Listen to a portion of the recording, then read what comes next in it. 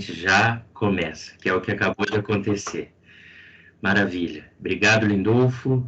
Seja bem-vinda, seja bem-vindo você, aluno que está aqui ou irá assistir daqui a pouco. Eu sou o professor Ayrton Leitsky e hoje, num momento diferente, não numa aula tradicional, eu vou falar um pouco sobre as tecnologias de informação e comunicação na educação, a nova sala de aula. Vamos lá, sem perder tempo, que este tempo hoje é curto. Certo. Como introdução, rapidamente eu vou falar da minha formação.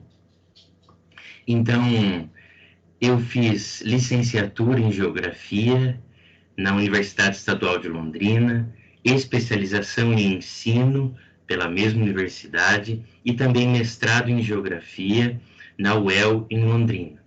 Depois fiz o doutorado em Geografia na UFPR, Universidade Federal do Paraná, e sou apaixonado pela docência. Inclusive, agora voltei para a sala de aula, está em andamento uma MBA em gestão escolar, pela USP-Exalc. Então, apesar da minha formação ser bastante na geografia, ela é voltada toda para a área de ensino. E me considero muito mais professor, ou antes professor, do que geógrafo, tá bom? Então, gente, o tema hoje é as tecnologias de informação e comunicação na sociedade global atual. E aí eu puxei um pouquinho a sardinha aqui para a geografia também, coloquei esse global entre parênteses no slide, porque a gente precisa se atentar, assim, que a sociedade de hoje, ela é global. Isso tem tudo a ver com a nova sala de aula, com as tecnologias de informação e comunicação, inclusive essas imagens que eu trouxe trazem um pouco disso que eu estou falando, que é um mundo extremamente conectado, ligado, onde cada parte, cada canto, cada território está intimamente conectado, relacionado com qualquer outra parte, em qualquer canto, em qualquer ponto cardeal, em qualquer continente do globo terrestre. Nunca antes na nossa história da humanidade a gente tinha atingido tamanha conectividade, tamanha relação entre cada um dos lugares do globo terrestre. Então, a imagem da direita, ela traz um pouco, inclusive, do lixo espacial e dos satélites ativos, e isso mostra como a tecnologia ultrapassou aqui o nosso espaço geográfico, o globo, onde a gente pisa, mas também orbitando a nossa Terra, um monte de coisa arada, de parafernália tecnológica, como são principalmente os satélites de informação que orbitam o nosso planeta. Inclusive, aí trazendo também, a imagem já traz por si algo que pode ser problemático, né, que é o lixo espacial, mas que é decorrente dessa imensa quantidade de satélites orbitando o nosso planeta. Para que tanto satélite? Para comunicação, para informação, para ser possível justamente a informação e a comunicação rodar, girar, fluir pelo globo todo, né? Então, além das fibras óticas, cabos, que passam pelos oceanos, que passam e atravessam continentes, a gente também tem um monte de satélites exclusivamente para comunicação, orbitando o nosso planeta. E a imagem esquerda inferior, ela não traz aí a conectividade a partir dos satélites especificamente, mas ela representa aí os fluxos aéreos. Então, a grande conectividade entre os territórios a partir do transporte aéreo. Ok, essas são só provocações, são só imagens que introduzem o nosso tema, que neste momento girará em torno principalmente de responder a seguinte questão: como as tecnologias de informação e comunicação estão transformando a educação e moldando a nova sala de aula? É isso que a gente procurará responder, seguindo 3 tópicos principais: o papel das tecnologias de informação e comunicação na educação, o papel do professor na nova sala de aula e a nova sala de aula em si. E também uma provocação que vai fazer sentido lá no último slide, mais do que agora, é essa charge que eu trouxe aqui, aonde tem 2 homens conversando, um diz para o outro: meu laptop tem 8 GB de memória. Aí o outro diz, não, o mesmo diz ainda: em meu smartphone posso armazenar mais de 2 milhões de informações. Ainda posso transportar centenas de dados no meu pendrive, sem contar as 10.000 músicas no meu iPod. Aí o outro pergunta para ele assim: e aqui, apontando a cabeça dele, né, quanto cabe? E aí ele responde: umas 3 ideias mequetrefes no máximo.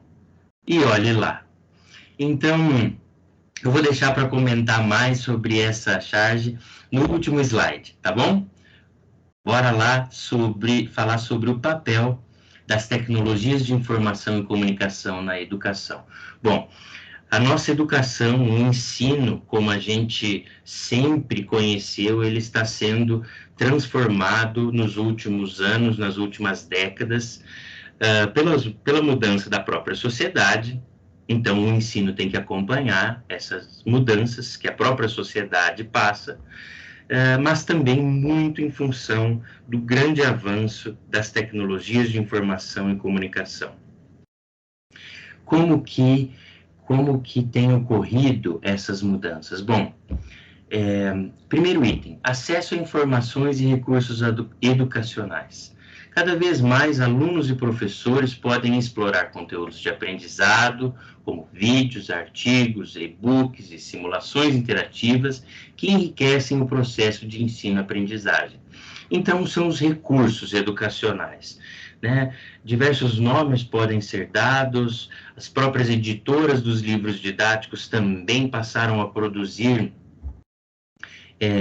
materiais digitais educacionais, e aí tem um monte de nome: objetos digitais educacionais, objetos educacionais virtuais, enfim, tanto faz o nome, mas são recursos novos, comparando com o tempo que a gente tem de sistema educacional no Brasil, comparando com as nossas legislações também que versam sobre o ensino. As tecnologias de informação e comunicação são recentes. Bom, eu mesmo me considero um jovem professor. Tenho 34 anos e, olha só, gente, a minha formação na licenciatura, que começou lá em 2007, hoje, pensando nela, ela foi extremamente atrasada com relação a esse tema.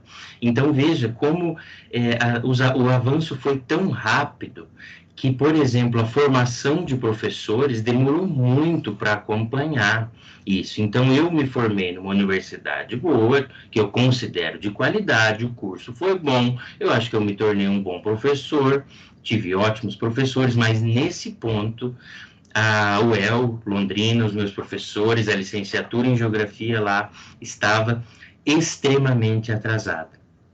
E eu não estou nem culpando eles, mas é porque realmente o avanço foi muito rápido desses novos recursos. Então, a gente vai entender um pouco como esses recursos e como essas tecnologias têm interferido na educação e qual é o nosso papel como professor, ou o papel de vocês aí como futuros professores, pedagogos no sistema educacional brasileiro. Bom, além desse acesso facilitado a informações e a recursos educacionais, a gente também tem cada vez mais o aprendizado personalizado, pelo menos a possibilidade de personalização do ensino, onde é possível adaptar o ritmo e o estilo de aprendizado de acordo com as necessidades individuais dos alunos. Bom, olhar para cada aluno individualmente, isso não é novidade, mas cada vez mais se tornou possível, mais fácil, adaptar, usando justamente as tecnologias, né? Adaptar o ritmo, o estilo, né? Individualmente, de acordo com as necessidades de cada um dos alunos. E aí as plataformas educacionais online podem oferecer exercícios adaptativos, feedback instantâneo e trajetórias de aprendizado personalizadas. Então, isso, na verdade, é algo que já sempre se buscou atender a cada aluno individualmente, considerando as necessidades de cada um, mas agora com as tecnologias, com as novas tecnologias, isso se tornou muito mais possível, é muito mais prático. Eu diria que antes era mais uma utopia e agora a gente tem cada vez mais condições de realmente adaptar exercícios, fornecer feedbacks instantâneos, traçar trajetórias personalizadas para cada um de nossos alunos. Bom, outro item que a gente tem que cuidar com relação às novas tecnologias é a motivação dos alunos. Ou seja, o mundo de hoje extremamente interativo, conectado, informatizado, digital, virtual, ele tem mudado o perfil das pessoas e, claro, dos alunos. Então, se a gente não utiliza dessas tecnologias, a gente corre o risco de desmotivar, inclusive, os nossos alunos. Ou seja, uma forma de motivá-los é justamente trazendo recursos multimídia, vídeos, jogos educativos, aplicativos interativos, para a sala de aula, pois estes tornam o processo de aprendizado mais envolvente. Então, a gente consegue atingir na motivação dos alunos positivamente, justamente com a utilização desses recursos. Além disso, os ambientes virtuais de aprendizado incentivam a participação ativa dos alunos, criando experiências mais dinâmicas e interessantes. Bom, aí também o ambiente virtual e as tecnologias, eles podem incentivar, eu diria, tá? Aqui que incentivam a participação ativa dos alunos. Eles podem incentivar, mas isso depende também do papel que o professor exerce, né? Então, é mais uma possibilidade, mas depende muito de quem está usando para justamente haver essa participação ativa dos alunos. Porque senão, dependendo de como é utilizado, o aluno aproveita inclusive o celular na mão, que está sendo teoricamente usado para a sala, para o objetivo educacional, para se desfocar e não participar, acaba desfocando do objetivo da sala de aula, inclusive usando um dos outros 300 aplicativos que eles têm instalado ali no aparelho celular de cada um. Então, na realidade, essa participação ativa dos alunos, ela é possibilitada, ela tem, então, maiores possibilidades de acontecer se professor e aluno usam esses ambientes virtuais de aprendizado em prol da educação, e aí sim criando experiências mais dinâmicas e interessantes e motivando mais os alunos. Bom, então a gente tem que buscar na sala de aula hoje o desenvolvimento de habilidades tecnológicas também. Além disso, o feedback instantâneo, como eu até já falei, e o acesso remoto à educação, como estamos aqui agora fazendo. Eu estou da minha casa no momento, onde alunos, cada um na sua casa, podem ter essa aula, e outros professores e a outra parte da equipe está em outro território, em outra cidade, estamos todos conectados, e até de certa forma juntos, a gente não precisa estar longe, e isso graças à tecnologia de comunicação. Continuando, bom, o papel do professor é essencial, sempre foi. Existem diversas teorias de aprendizagem então eu não vou entrar nelas aqui, mas é claro que o papel do professor é essencial para que haja aprendizado em uma sala de aula.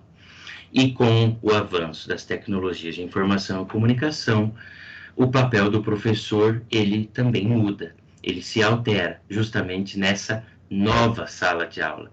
E aí eu coloquei aqui, adaptação versus resistência. Então, pessoal, o papel do professor é adaptar-se e não resistir a essas mudanças.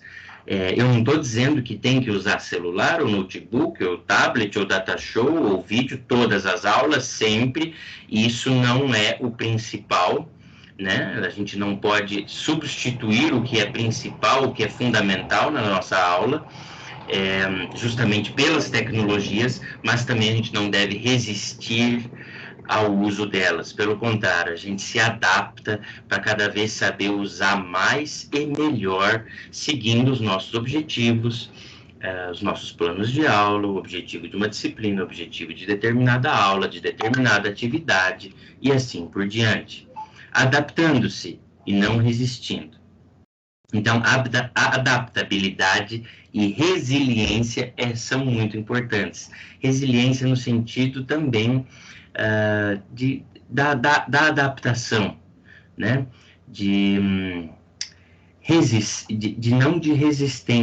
Não de resistência, mas adaptação e resiliência. Ou seja, a gente deve desenvolver a capacidade de adaptação diante das mudanças tecnológicas e pedagógicas e estar aberto a experimentar novas abordagens e práticas inovadoras. A gente, como professor, deve ou deveria estar sempre experimentando, buscando essa adaptação, ok? E, claro, para isso é necessário haver desenvolvimento profissional contínuo para nós, professores, pedagogos, pedagogas. A gente não se adapta, a gente não evolui, a gente não tem condições de experimentar algo novo e melhor se a gente não se capacita, se a gente não se desenvolve em um processo contínuo de capacitação, de desenvolvimento profissional. Então, a nova sala de aula requer que nós, educadores, estejamos atualizados com as últimas tendências em tecnologia educacional. E programas de desenvolvimento profissional contínuo devem sempre nos capacitar para integrarmos efetivamente as tecnologias de informação e comunicação na nossa prática pedagógica. Beleza? Vamos adiante. E aí, ou seja, não fazer na nossa sala de aula como as duas senhoras aqui, né? Estar atrasados, estar alheios às novas tecnologias. A gente deve, pelo contrário, estar cada vez mais inteirado. Então, as duas estão ali provavelmente num caixa eletrônico, tentando pagar uma conta, e aí uma diz para a outra, agora a bicha está mandando ler os códigos de barras. E aí a outra senhora pega a conta que ela está tentando pagar e começa a ler. Um fino, um grosso, um fino, um fininho, um fino, um branco, um grosso, um grossão. Ela está lendo o código de barras. Claro, é uma brincadeira, mas mostra como algumas pessoas acabam ficando alheias às novas tecnologias. E, repito, nós como professores não podemos, não devemos ser como as senhorinhas aí, estarem alheias às novas tecnologias, sobretudo no âmbito educacional. Então, seguindo sobre o papel do professor na nova sala de aula, a gente deve facilitar o aprendizado. Isso, de certa forma, não mudou. Mas, agora, em vez de ser o único detentor do conhecimento, ele que é o professor, o educador, guia os alunos na navegação pelos vastos recursos disponíveis online. Então, pessoal, já tem teorias de aprendizagem, teorias educacionais, já há bastante tempo dizendo que o professor deve facilitar o aprendizado. Então, isso não tem só a ver com tecnologia. Mas essas teorias educacionais, teorias da aprendizagem, elas estão cada vez mais atuais justamente porque a questão do conteúdo, do conhecimento em si, ela está cada vez menos importante. Por quê? O professor, como detentor do conhecimento, ele pode ser facilmente descartado. O Google, as inteligências artificiais, os websites, a internet, enfim, a gente tem conteúdo em quantidade absurdamente grande disponível a um clique, a um toque, no celular, no computador. Então, o professor, como detentor do conhecimento, está cada vez mais ultrapassado. O aluno hoje ele pode obter conhecimento, conteúdo em si, de N formas, muito rápido e facilmente ao alcance de suas mãos. Então, o professor deve ser mais um como facilitador e guia para que os alunos utilizem esses recursos disponíveis. Então, a gente ajuda e deve ajudar os alunos a desenvolver habilidades de pesquisa crítica, por exemplo, e avaliação das informações. Então, a gente, como professor educador, se torna muito mais importante hoje na vida do aluno, ensinando, inclusive, ele a interpretar, a criticar, a como pesquisar as informações, caminhos diferentes de pesquisa, caminhos de interpretação, para os alunos criarem essa habilidade de pesquisa e de capacidade crítica, de leitura crítica das informações que estão aí em quantidade enorme disponíveis para o aluno, certo? Personalização do ensino. Então, o papel do professor também é utilizar as tecnologias para personalizar o ensino, adaptando estratégias de instrução de acordo com as necessidades individuais, como eu já comentei com vocês. E acompanhar o progresso individual e fornecer orientação personalizada, como eu já havia comentado anteriormente. A gente também deve exercer o papel de integrador de tecnologia, ou seja, buscar desenvolver competências em ferramentas e plataformas digitais, integrando-as de forma eficaz no processo de ensino. Ou seja, às vezes o aluno conhece ferramenta A, ferramenta B e ferramenta C. Ele já conhece. Mas o papel do professor também é esse de integrar essas plataformas que às vezes o aluno já conhece, de modo a ele utilizar essa integração, essas plataformas em conjunto em determinado objetivo, com determinada finalidade, construindo conhecimento.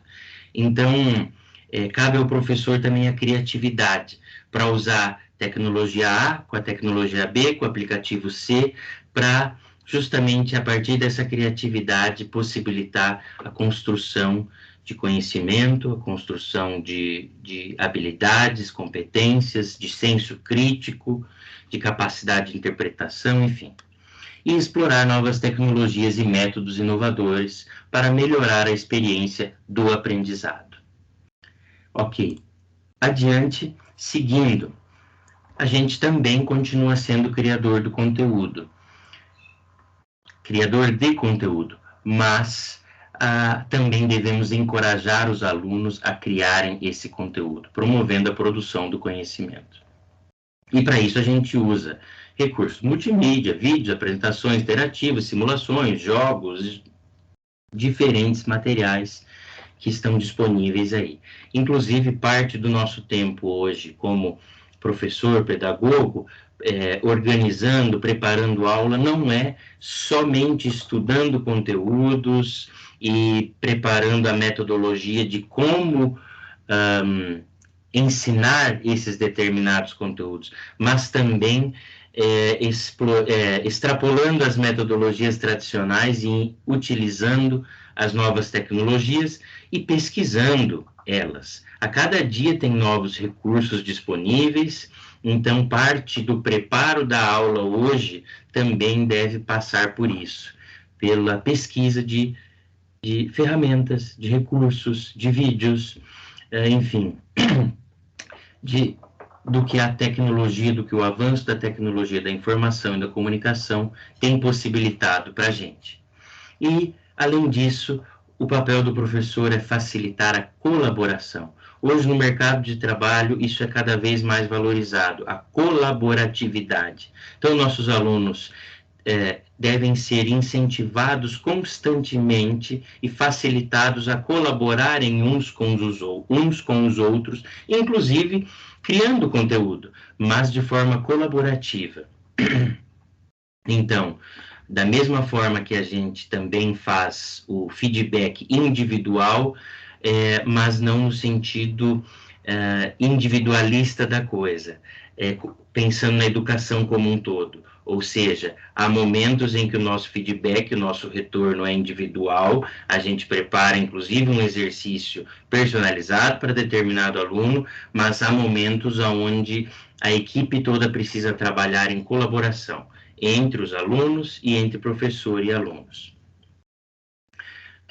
E utilizar também das tecnologias para avaliação. A avaliação é muito importante no processo de ensino-aprendizagem como um todo, então a avaliação deve ser contínua ao longo do curso, ao longo das aulas, e há cada vez mais ferramentas digitais para se realizar esta avaliação. É nosso papel também buscar essas ferramentas. Bom, por fim, a nova sala de aula. A nova sala de aula, ela exige que se tenha o desenvolvimento de competências. Quais? As do século XXI. Elas são novas. Algumas nem tanto, mas são cada vez mais importantes. Então, o conteúdo em si, a informação em si, ela passa a ter uma importância menor com o passar dos anos, porque justamente esse conteúdo, essa informação está acessível a um toque, a um clique. Então, por exemplo, na geografia, antigamente tinha muito aquela coisa, o professor de geografia sabia o nome de um monte de países, o nome, quais os países em cada continente, o nome da capital, mais ou menos quantos milhões de habitantes tem em cada país. Hoje isso é assim, sem importância nenhuma. Se eu quiser saber o IDH, o PIB, a quantidade de pessoas, a área em território, em quilômetros quadrados, enfim, e mais um monte de informações sobre cada um dos países do mundo, 2 cliques e eu tenho acesso a essas informações. Então, a nova sala de aula enfatiza o desenvolvimento de habilidades e competências, como, por exemplo, o pensamento crítico, a colaboração, a comunicação e a resolução de problemas. O conteúdo e a carga de informações que o professor tem consigo e que ele passa ao longo de suas aulas, isso tem perdido importância. Tá? Então, os alunos são expostos a tecnologias emergentes e aprendem a usá-las de maneira ética e eficaz. Esse é nosso papel. Então, justamente desenvolver essas habilidades, essas competências, inclusive buscando a ética, e inclusive a segurança também, né? Hoje a segurança digital, a segurança de informações, dos dados pessoais, também devem ser levadas em conta, inclusive nas nossas salas de aula. Então, aqui eu coloquei competências e habilidade versus foco nos conteúdos. Bom, atualmente o foco é nas competências e habilidades e não nos conteúdos, pois os conteúdos estão aí disponíveis em quantidade absurdamente grande. O que o aluno precisa desenvolver é justamente a capacidade de pesquisar, de selecionar de acordo com o que ele quer, de saber interpretar e, inclusive, com uma análise crítica de qual conteúdo é mais confiável, qual conteúdo é menos confiável. Mas a aula em si não deve ser focada em determinado conteúdo em si. Tá? Isso, uma aula onde o conteúdo é o centro, somente é uma aula hoje, na atualidade, na nossa sociedade global atual, é uma aula pobre. Bom, eu acho que já deu o nosso tempo. Eu agradeço a atenção de vocês, mas antes de terminar, eu volto lá naquela imagem que eu falei que faria mais sentido no último slide, que na verdade é isso. Hoje, os HDs, os pendrives, as nuvens, o sistema em rede carrega as informações em milhões, em trilhões de gigabytes, terabytes, e você se vangloriar de carregar essa quantidade de informações, na verdade, você está por fora, né?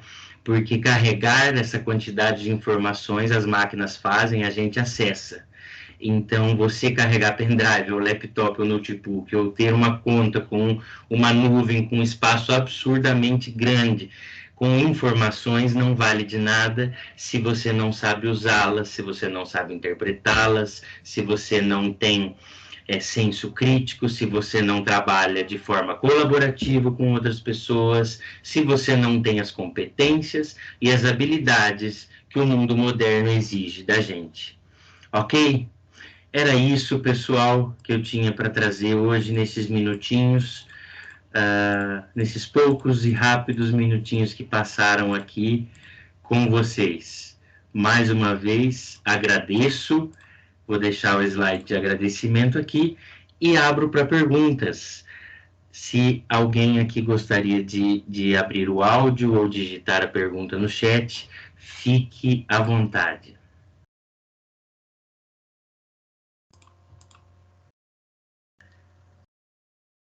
Charlene, não? Lindolfo, maravilha. Oi, Charlene. Só parabéns e agradecer. Gostou, Charlene? Muito proveitoso, gostei demais. Que bom, é rapidinho, né? Desculpa se eu falei muito rápido, mas é porque eu queria abordar todos esses itens e meia hora passa assim, né? Mas ficou muito claro.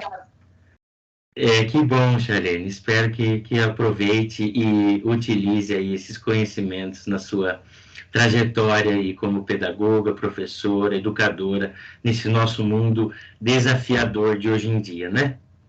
Bom estar aqui com vocês para discutir um pouquinho a respeito da carreira acadêmica, das perspectivas, né, e de vida que vocês pretendem efetivamente um dia seguir. Meu nome é o professor Ludovico, eu sou diretor acadêmico da Faculdade de Microlins e também professor. Aliás, eu diria que eu estou diretor, eu me sinto mais professor do que diretor, na verdade, tá? E vai ser um prazer compartilhar um pouquinho da minha experiência com vocês hoje, da minha trajetória de vida e dizendo um pouquinho para vocês sobre o que significa construir uma carreira. Quando a gente pensa em carreira, né, a gente pensa sempre naquela questão de, puxa, quando eu vou ter sucesso, não é verdade? Quando eu vou chegar lá? Que momento vai ser o ideal para que eu chegue lá? E aí eu vou dizer uma coisa bem importante a vocês. Meu objetivo hoje é só incomodar todo mundo no sentido de vocês se perguntarem o que é que significa que você está fazendo efetivamente da sua vida. Quem é você, afinal de contas? Onde você quer chegar? Que estado você está hoje e que momento você acha que você vai chegar naquele ponto máximo da sua vida? Muita gente confunde sucesso com grana. Gente, são coisas completamente diferentes. Você pode ter sucesso independentemente da profissão que você escolha para você, da ocupação que você escolha para você. Eu vou começar contando para vocês uma historinha de um senhor que eu conheci que tinha 59 anos de idade, e eu estava fazendo uma pesquisa a respeito de exatamente, puxa, como galgar novas oportunidades profissionais. E aí, esse senhor havia acabado de fazer engenharia de produção na faculdade que eu trabalhava na época, e quando eu cheguei numa das maiores fábricas de algodão deste país, que está localizado numa cidade chamada Apucarana, que é a capital dos bonés do Brasil, esse cidadão estava lá junto com o dono da empresa, e o dono da empresa falou para mim o seguinte: professor, como é que vocês formam uma pessoa que não quer assumir a função que deveria ser dela? Eu lutei anos para esse cidadão fazer faculdade, eu paguei a faculdade dele, ele não quer agora ser o gerente de produção da minha indústria. Gente, eles produziam não sei quantos milhões de fios de algodão e de diferentes formas por dia. E eu fui conversar com esse cidadão, o seu Juvencio. Eu falei, seu Juvencio, por que você não quer ser engenheiro de produção? Ele falou para mim, professor, eu tenho 2 filhos criados, eu tenho um neto. Se eu assumir essa responsabilidade de engenheiro de produção, vai acabar o meu sábado com meus netos de manhã, vai acabar a catequese que eu dou à tarde, e eu não quero fazer isso. Eu não preciso disso, eu não preciso de mais para viver. Ou seja, ele já tinha a completude dele, o sucesso dele, sem querer ser o gerente da fábrica, o gerente aquele poder de, eu tenho um cargo. É importante nós pensarmos nisso. O seu Juvencio me deu uma lição gigante de vida, mais do que ele pudesse imaginar, a respeito do que significa sucesso e planejar a nossa carreira. Saber exatamente onde você está e onde você quer chegar. E para isso, a primeira pergunta que você tem que responder, não a mim, a você mesmo, quem sou eu? Mas não é quem sou eu, Ludovico, professor, diretor de uma faculdade, não. Quem sou eu como cidadão? Quem sou eu como marido, namorado, namorada, esposo, esposa? Quem sou eu na sociedade? Quem sou eu nas causas que eu milito? Quem sou eu na fila do pão para representar alguma coisa de boa para as pessoas, grosso modo falando? Gente, dá trabalho ser cidadão. Outro dia eu fui ao mercado aqui em Rio Preto e cheguei no mercado, fui estacionar meu carro. Eu tenho um Kwid, quase centro do banco de trás, mas eu acho fantástico, me leva em qualquer lugar do mundo que eu quiser. É econômico, muito feliz, por sinal, eu tenho meu Kwid e ele tem uma cor azul, assim, metálica, bem estranha. As pessoas falam que ele é lindo, mas eu não vejo cores, eu sou daltônico. Portanto, não faz a mínima diferença se fosse azul, branco ou preto. Eu sei que era o que estava mais barato e eu comprei. E quando eu fui botar meu Kwidzinho, uma senhora passou por mim bem nervosa com uma Land Rover e colocou numa vaga de deficiente. Aquilo me incomodou, gente. Como pessoa me incomodou. Eu desci do meu Kwidzinho, fiquei atrás do carro dela. Quando ela desceu do carro, toda bonita, charmosa, uma senhora muito elegante, eu perguntei, qual é a sua deficiência? Ela respondeu para mim, como assim? Eu falei, não, eu já sei que a sua deficiência não é de audição, não é de visão, portanto, deve ser uma deficiência mental. Gente, essa mulher gritou. E a primeira coisa que ela falou para mim, você sabe com quem você está falando? A minha resposta de pronto foi muito simples. Eu sei, uma deficiente mental. Só que esta vaga, minha senhora, é para uma deficiência física. Não importa se ele vai chegar ou não, se essa pessoa vai chegar ou não, esta vaga tem que estar liberada. Gente, foi um barraco. Foi um barraco, veio a segurança do mercado, veio todo mundo, mas que ela tirou a Land Rover dela, sendo a senhora dona de boutique, que ela imagino que seja, e o gerente do mercado falou para mim, então, você vai ao mercado agora? Eu falei, não, agora eu vou embora, você está doido? Eu não vou ficar aqui. A minha parte como cidadão eu já fiz. Então, perguntar-se sobre quem você é, quem são os seus valores, é primordial. Quais são os seus valores? É primordial para você fazer essa grande escalada da vida e, ao final, você ter uma certeza. Puxa, eu fiz as escolhas certas e as responsabilidades das escolhas que eu fiz são completamente minhas. Por que eu falo isso? Porque é natural as pessoas dizerem para você, quando você chega num momento bom da sua vida, tem um certo sucesso, que você teve sorte. Sabe o que significa sorte, gente? É o adjetivo que os incompetentes usam para justificar o que eles não fizeram ao longo da sua trajetória. Existe azar, sorte não existe. Existe transpiração, existe dedicação, existe disciplina, existe saber quem você é, onde você quer chegar. O que é o azar, Ludovico? Você falou que o azar existe. O azar é uma oportunidade encontrar alguém despreparado. Isso é catastrófico, gente. É quase que sem conserto. Portanto, antes de você começar a pensar em sua carreira, pense e responda a você mesmo quem é você. Nas várias faces da sua vida e nas várias oportunidades de interação com as pessoas que estão ao seu redor. Você é importante. Por mais que você não acredite, você é importante para muita gente. A minha mãe, por exemplo, dizia que eu era um menino lindo. Gente, eu sempre fui obeso, tá? Já pesei 144 quilos. Mas a minha mãe falou tanto que eu era lindo que eu passei a acreditar naquilo. Eu passei a ter autoestima e não importasse o tamanho da roupa que eu tivesse que comprar ou usar, eu me sentia completo naquilo que eu fazia. Esse é o ponto mais importante. O sentimento e a sensação de você estar completo, de amplitude naquilo que você está fazendo. Por que é importante você saber quem você é? Bom, o que eu quero fazer hoje com você? A primeira coisa é fazer você pensar na sua vida. O que você está fazendo com ela? Depois, quebrar algumas verdades absolutas que nos contaram lá atrás, que não existem mais sobre carreiras. Depois, tentar fazer com que você se autoconheça mais. Depois, tentar discutir com você algumas alternativas para que você esteja no centro da sua vida, no controle da sua vida. Você tem que estar no controle não só da sua vida, mas da sua carreira profissional. E para isso você tem que ampliar o leque de alternativas que você pode ter em seu trabalho.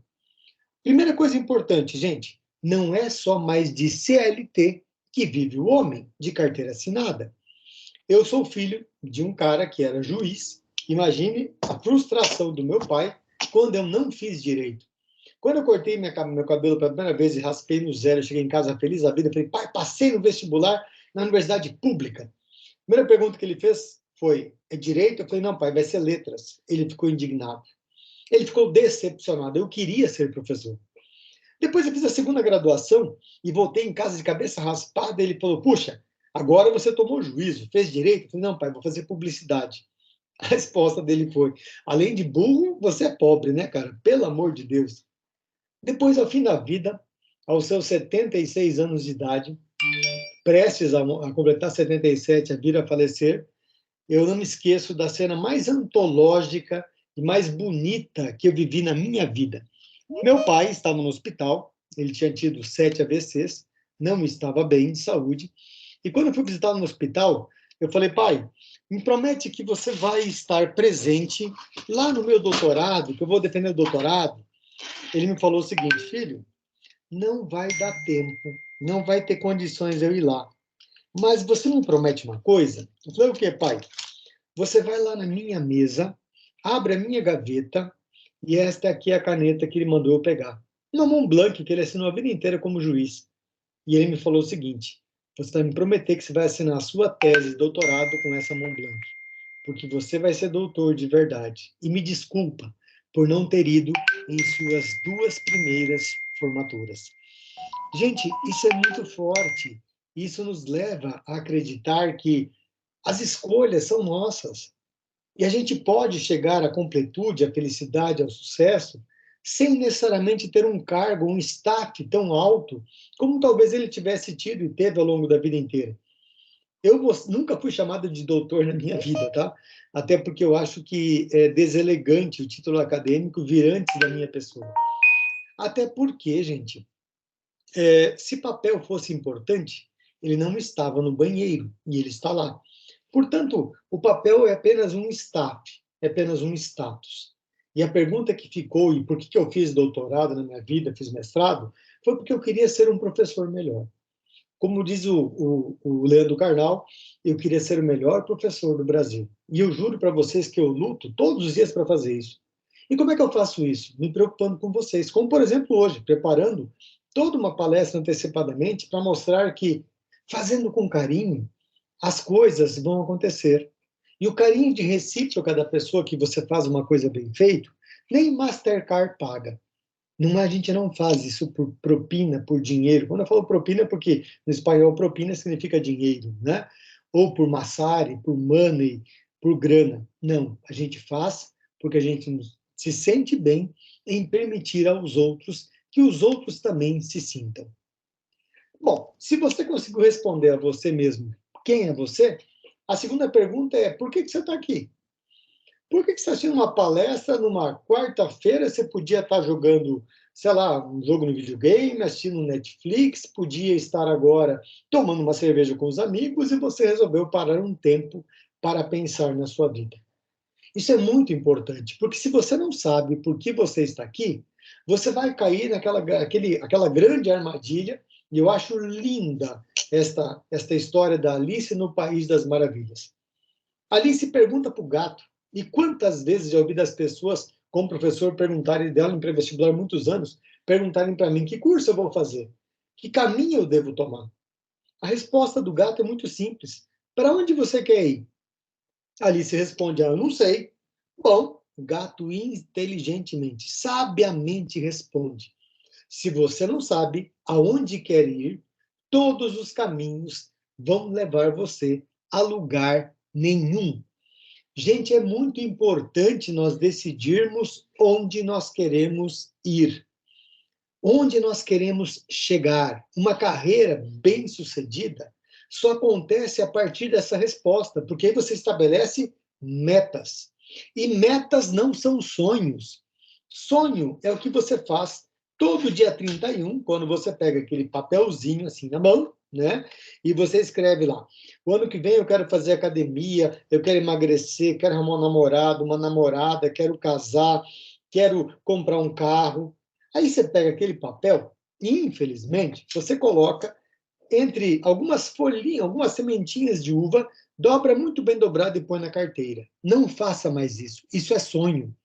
Meta é você colocar esse papel na porta da geladeira, de olhar todo dia para ele e se cobrar por que você não está dando um passo rumo àquilo que você definiu que poderia ser o futuro, ou poderia ser o caminho para chegar onde você queria. Eu te garanto uma coisa, se você botar esse papel na porta da geladeira amanhã, você vai emagrecer, que você vai evitar olhar para a geladeira e lembrar daquilo que você se propôs a fazer para você mesmo e você não está fazendo. A verdade está em você, está no seu coração, está na sua forma de ver o mundo, não está nos outros. Quando alguém fala para mim, puxa, ninguém me ama, professor, eu não arrumo namorado ou namorada, a pergunta que eu faço é, você se ama, caramba? Você se acha bonito no espelho? Você se acha competente, inteligente? Você se acha capaz de chegar lá? Eu tive um colega de faculdade chamado Juvelino. Gente, meu nome é estranho, vamos combinar. Ludovico é um nome estranho pra caramba, né? Se eu traduzir para o português, Ludo é jogo, Vico é vício, portanto é viciado em jogo. Olha que loucura. Meu segundo nome é Omar, que significa grande urso panda. Mais doido ainda, né, gente? Grande urso panda viciado em jogo. Mas o Juvelino era um menino muito feio, eu era gorducho, eu era bem gorducho, o Juvelino era magro, magérrimo, ele tinha um monte de espinha na cara, o rosto dele parecia um abacaxi gigante. E nós tínhamos uma colega de faculdade muito bonita, por sinal, chamada Fernanda, olhos azuis, cabelo loiro, maravilhosa.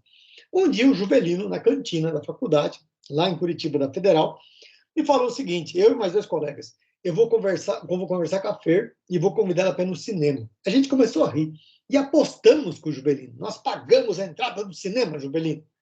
Gente, a Fernanda foi no cinema com ele. Passados alguns meses, ele falou, gente, eu vou começar a namorar com a Fernanda a sério. A gente ficou embasbacado. Pior do que isso, o Juvelino resolveu casar com a Fernanda. Eu fui padrinho de casamento deles. Hoje eles têm 3 filhos lindos. Graças a Deus, os filhos puxaram para a Fernanda, não puxaram para o Juvelino. No dia do casamento, eu perguntei, Fer, o que o Juvelino tem de especial? A resposta dela foi muito simples. Coragem, Ludovico. Ele tem coragem. Ele chegou para mim e falou, eu sou feio, mas eu sou um cara muito legal, eu sou o pai dos seus filhos que você ainda não tem, porque eu já vejo nos seus olhos, e eu sou muito bom de cama, tá, Fernanda? Não fique desesperada, você vai ser muito feliz comigo. Eu tinha tudo para ser o Juvelino. Eu era feio, eu tinha um nome estranho. O que faltou a mim? Coragem. O Juvelino tinha amor a si próprio, autoestima.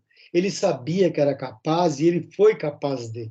Brincadeiras à parte, eu adoro os dois, sou apaixonado pelos dois até hoje, são casados há 22 anos, inclusive, diga-se de passagem.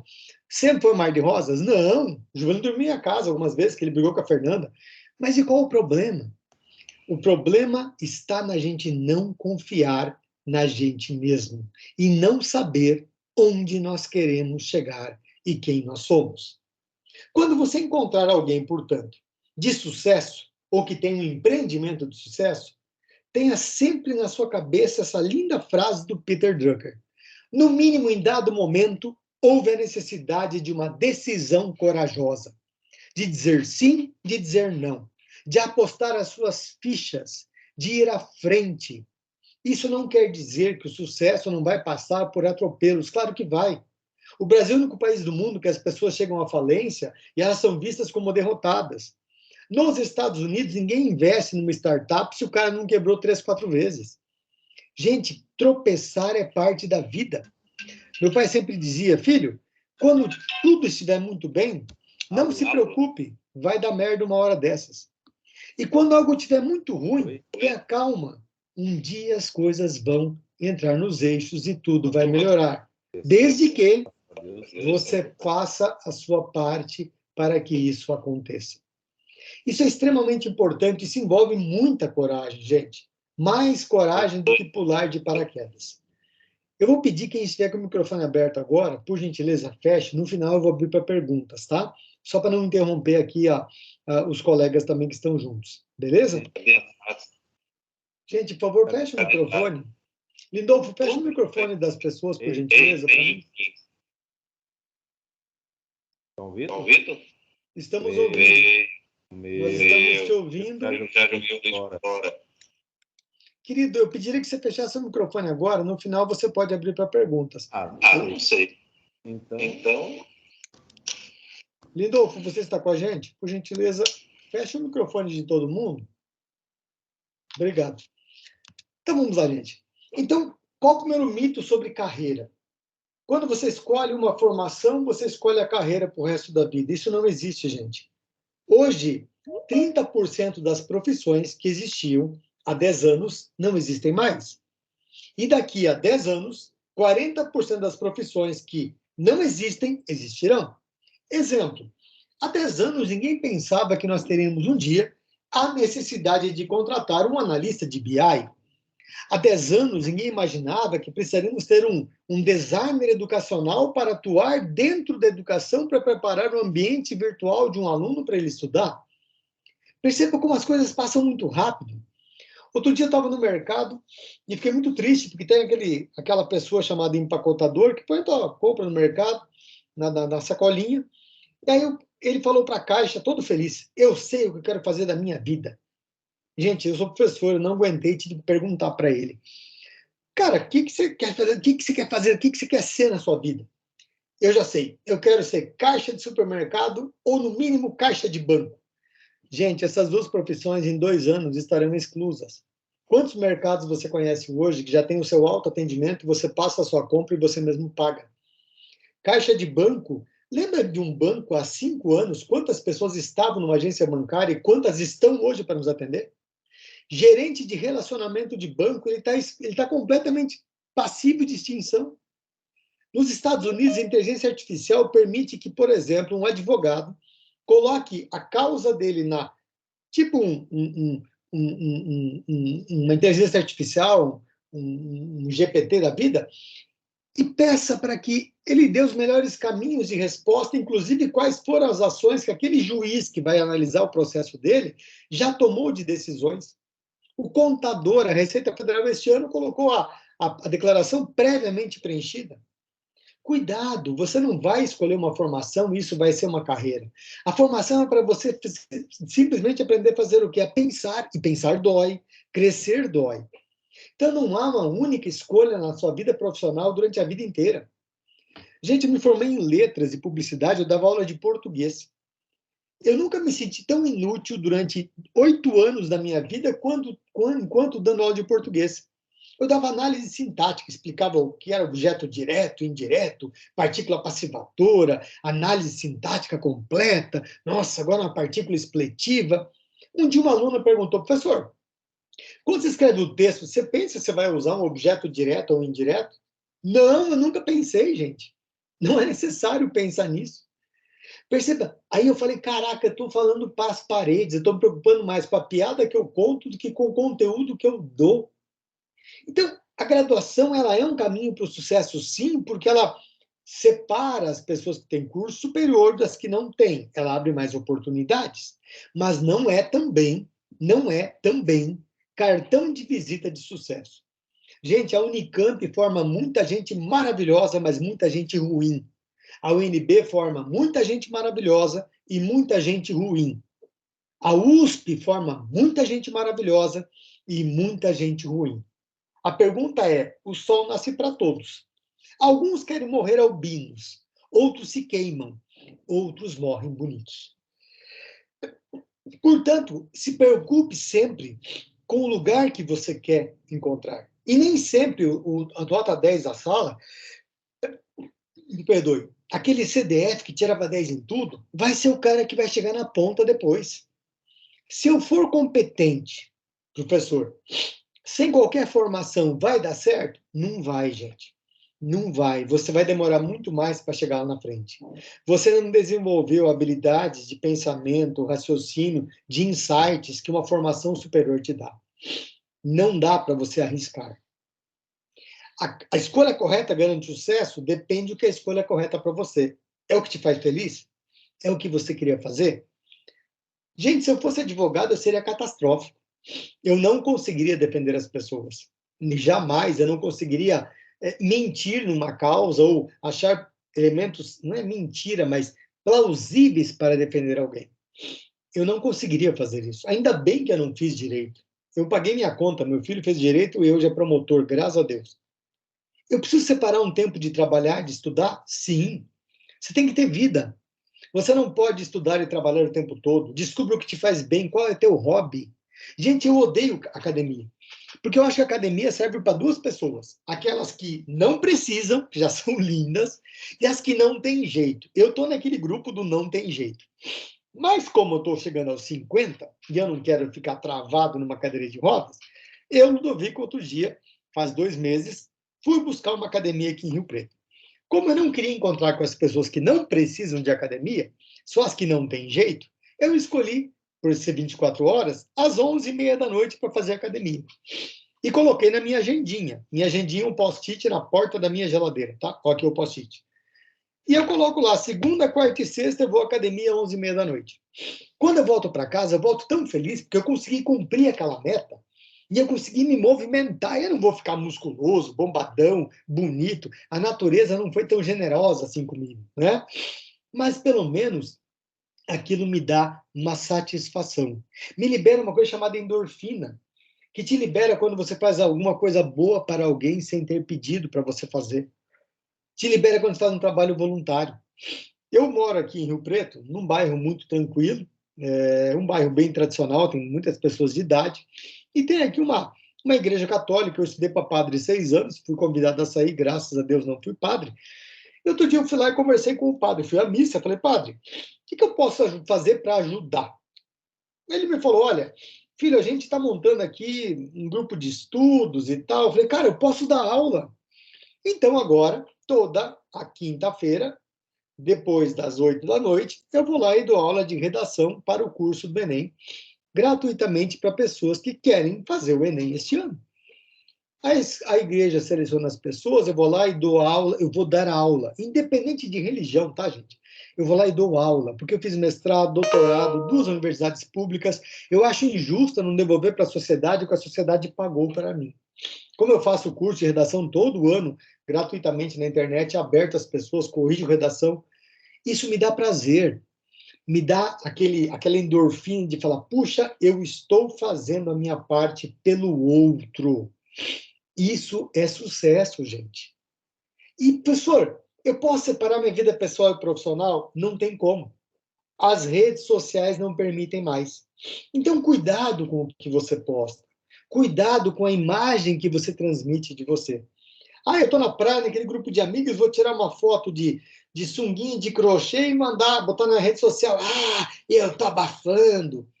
Sabe quantos anos essa foto sua de sunguinha de crochê vai rolar na internet?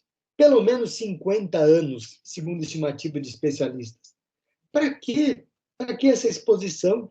Eu conheço pessoas que viajam e estão mais preocupadas com o ângulo da foto e a foto do que curtir a paisagem. Aprenda, não há separação mais entre profissional e pessoal. E uma coisa respinga na outra. Cada vez mais as empresas não querem as pessoas tão inteligentes, mas sim que sejam inteligentes emocionais. No Brasil se contrata todo mundo por currículo e se demite 90% das pessoas por comportamento. Olha que interessante como não dá para separar a vida pessoal da sua vida profissional. Olha os mitos que a gente tinha e que não funcionam mais. Qual o melhor investimento? Estudar. Não importa o quê. Não importa se você está lendo bula de remédio, você vai aprender alguma coisa. Estude. Não seja preguiçoso com você mesmo. Eu não gosto de ler, professor. Tá bom. Tire 15 minutos por dia. 15. Você não faz nada, você não toma banho. Meninas, vocês não fazem maquiagem em 15 minutos, não se arrumam para sair em 15 minutos. Nesses 15 minutos, leia. Eu leio devagar, professor, vão ser 15 páginas. Vamos fazer 15 vezes 5? Ó, segunda, terça, quarta, quinta e sexta. 15 vezes 5 já são 75 páginas. Vezes 4, que é um mês, 4 semanas, você já leu aí, brincando 300 páginas. Você leu um livro, gastando 15 minutos por dia do seu tempo. Isso chama-se planejamento, gente. E não se preocupe, poucas pessoas planejam. Depois olhe para as oportunidades. Onde é mais fácil eu ter sucesso e onde é mais simples eu não ter sucesso? Vamos olhar onde tem mais instituições de ensino. Eu estou na região sudeste. Nós temos 3,1 milhão de pessoas matriculadas e quase 1.200.000 instituições de ensino. Quando eu olho para a região norte, eu tenho somente 450 mil pessoas fazendo o curso superior e 150 instituições de ensino superior. Se eu me formar no Sudeste, será que vai ser mais fácil arrumar emprego no Norte ou ficar no Sudeste? Claro que no Norte. A região Sul, a região Sudeste do Brasil e a região Nordeste, aliás, desculpa, a região Sul e a região Sudeste concentram o maior número de pessoas formadas. Por isso a régua ficou muito alta. Enquanto eu olho para a região Centro-Oeste, o Planalto Central, Goiânia, Brasília em diante, região Nordeste como um todo e região Norte, eu tenho uma grande expectativa de ter mais sucesso, ou pelo menos mais oportunidades de sucesso do que a região Sudeste. E aí você tem que encarar, tem que ter coragem. Quando eu olho para a taxa de escolaridade líquida, o que é a escolaridade líquida no Brasil? São as pessoas que acabaram a escolaridade exatamente na faixa etária que elas tinham. Olha, a média do Brasil é 17,6. Quando eu olho para Brasília, olha o Distrito Federal, gente, 33,6 está ok. Claro, Brasília todo mundo tem que estar lá, teve que fazer faculdade, ou no mínimo ensino médio, para estar num cargo público. Quando eu olho para Paraná, Santa Catarina, São Paulo, olha só, 20,9. Mas quando eu olho para o norte, gente, vamos olhar aqui, ó, Pará, 9,1. Maranhão, Nordeste, 8,3. Bahia, 10,4. O que significa isso? Que a região norte, em média, as pessoas acabam o ensino médio 2 anos depois da faixa etária delas. E a faculdade, em geral, 6 anos depois da faixa etária delas. Onde que estão as oportunidades? Aqui. Acre, Amapá, Sergipe, Piauí, Paraíba, Roraima, Rio Grande do Norte, Amapá, Ceará, Pernambuco, Alagoas, Bahia, Pará, Maranhão. Você vai ter mais oportunidades, que você vai ter menos concorrência, você vai concorrer com uma taxa de escolaridade líquida muito mais baixa, esse dado do ano passado, tá, gente? Olha que importante isso. E aí, quando eu olho um pouquinho mais à frente, eu vou pensar sobre quais cursos são mais procurados. Tá aí, direito é campeão de bilheteria? Não, não é. Olha lá, ADM é o mais procurado. Aliás, pedagogia primeiro, depois ADM o segundo. Depois as áreas que estão atreladas à administração, RH, por exemplo, emprega muito. E eu posso começar a fazer ADM por RH, porque eu faço o RH e depois de 2 anos eu concluo a administração. Marketing é a mesma coisa. Então, eu tenho em 4 anos 2 faculdades. Isso me garante maior condição de empregabilidade, porque depois de 2 anos eu tenho uma graduação. Depois de mais 2, eu tenho a segunda graduação. E vou concorrer com essas pessoas que estão aí ingressando nesses cursos. Isso é extremamente relevante. Professor, mas a gente ganha pouco no Brasil. Vamos fazer uma análise da pirâmide inversa, gente? Quem ficou de 5 a 8 anos na escola, ou seja, terminou lá a 8ª série antiga, hoje o 9º ano, em geral ganha 35% a mais de que terminou só a 4ª série primária. Quem ficou de 9 a 11 anos, quer dizer, já chegou lá no ensino médio, ganha 51% a mais de quem trabalhou, quem estudou até a 8ª série antiga, ou 9º ano. Quem fez faculdade, ficou de 12 anos ou mais na escola, ganha 210% a mais de quem tem apenas o ensino médio. Aí eu olho para você e falo o seguinte, onde você quer ficar? Onde nós temos maior empregabilidade? Gente, 46% da população brasileira que está empregada com carteira assinada tem só ensino médio. Olha lá, 19,5% ensino superior. Você acha que o cara que está aqui não ganha mais o cara que está no ensino médio? Claro que sim. Olha a oportunidade aí. Quem está cursando, olha só, 3,8% apenas. Olha que nicho você tem aqui. Você não vai ganhar o que ganha um cara de superior, mas vai ganhar pelo menos 51% a mais do cara que fez o ensino médio apenas. Olha a importância aí da oportunidade para você olhar. Vamos pensar um pouquinho em faixa salarial? Vamos pensar onde você quer ficar na pirâmide social? Bom, a média salarial de quem tem doutorado no Brasil hoje é quase R$10.000. Quem tem mestrado, R$6.700. Quem tem superior apenas, graduação, 5.200. Quem tem superior incompleto, 2.600. Olha como está acima do ensino médio. Perceba, tem um único empecilho aí na sua vida. Você mesmo. Galgue, tente chegar aqui, escolha seu lugar ao sol. Ele está lá e a oportunidade vai acontecer.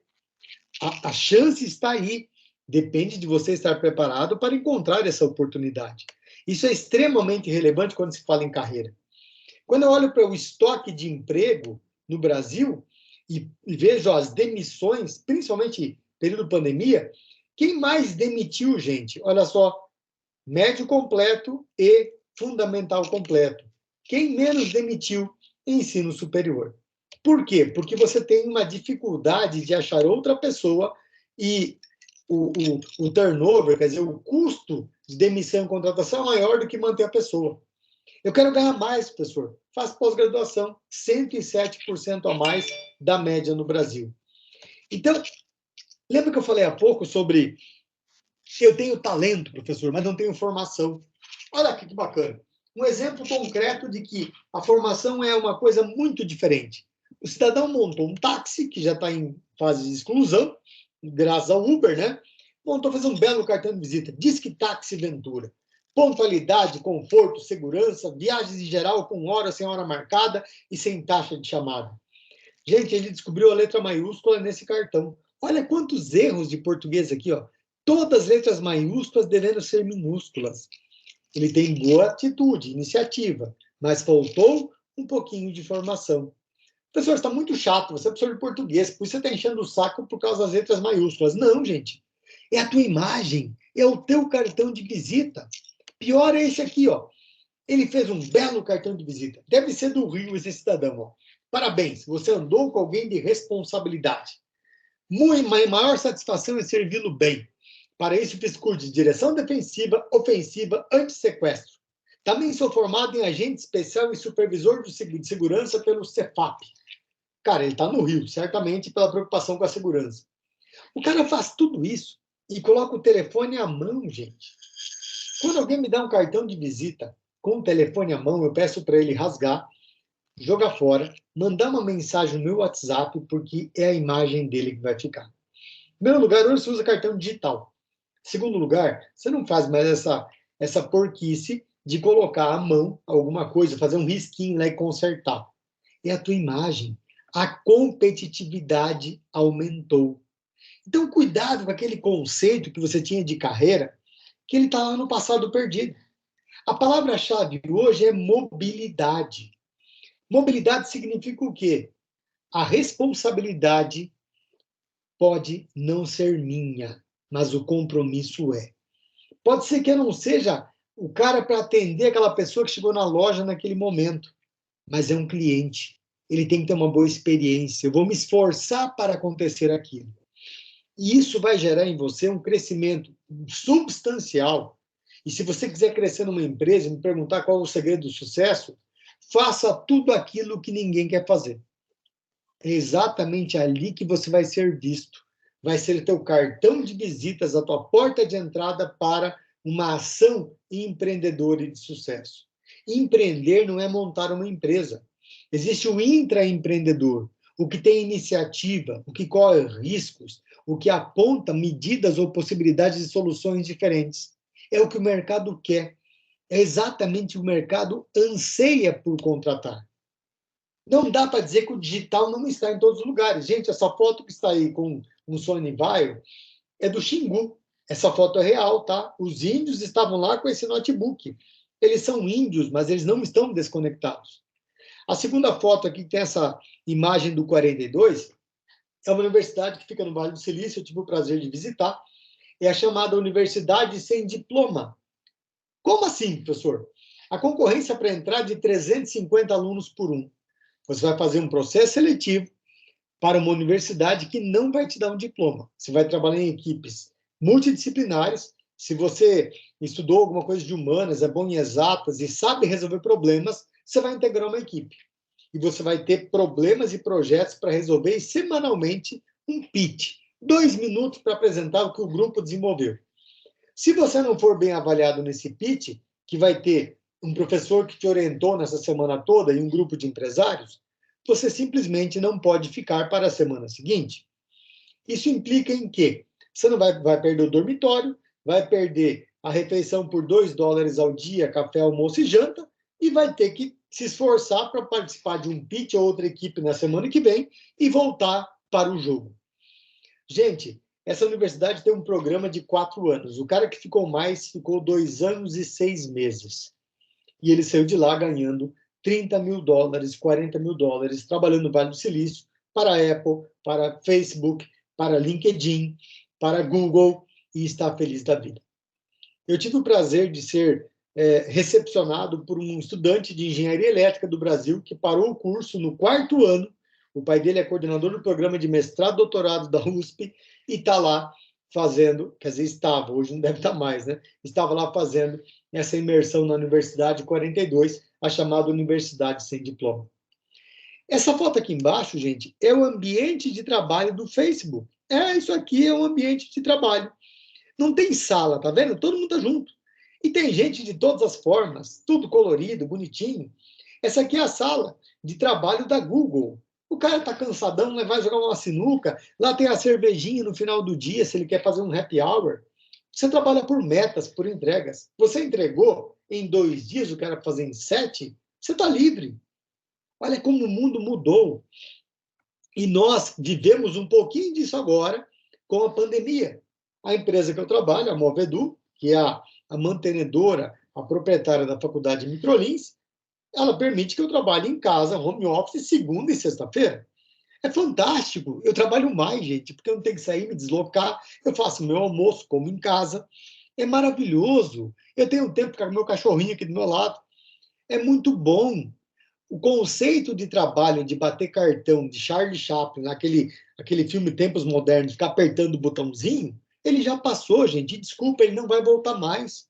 Porque o digital nos permite estarmos próximos, mesmo estando distantes. Deve ter gente do Pará aqui hoje, gente de Manaus. Beleza, eu posso conversar com você igual e posso dar uma aula aqui, sentado numa poltrona na minha casa. Sem dificuldade alguma, como eu assisto aulas de pessoas fora do Brasil e converso com amigos fora do Brasil e converso com amigos do Brasil, do outro lado do Brasil também, sem dificuldade alguma. O digital está em nossas vidas. O mundo, de repente, passou a caber na palma de nossas mãos.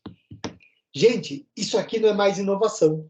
Isso é uma capa de jornal, tá, gente? Ó, Nokia lança celular que envia mensagem de texto para outro celular.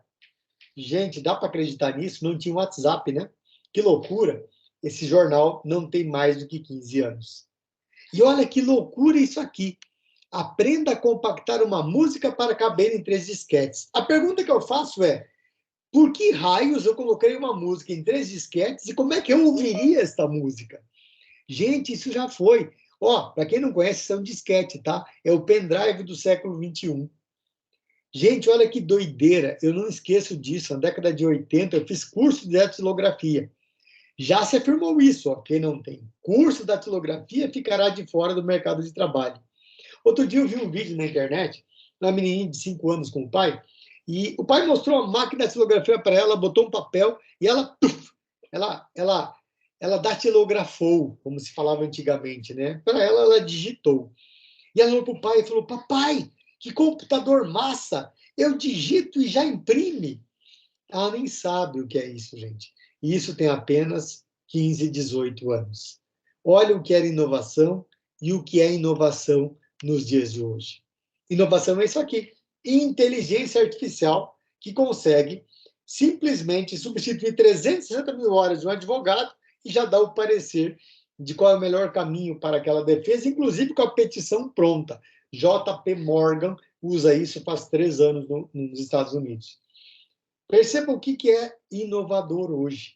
Não dá para ter as mesmas respostas que eu tinha para problemas de 5 anos hoje.